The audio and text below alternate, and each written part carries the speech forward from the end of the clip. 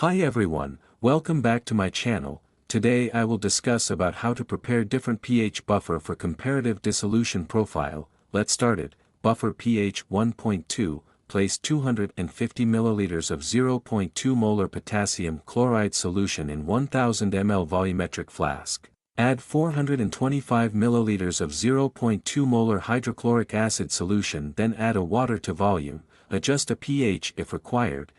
pH 4.5 acetate buffer, place 3 g of sodium acetate in 1000 ml volumetric flask, add 14 ml of 2 normal acetic acid solutions, then add a water to volume, adjust a pH if required.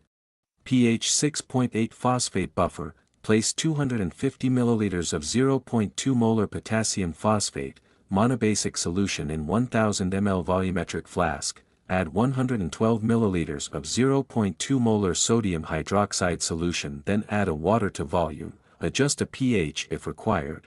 I hope you learned something from this video. If yes, then like, share and subscribe my channel. Thank you for watching.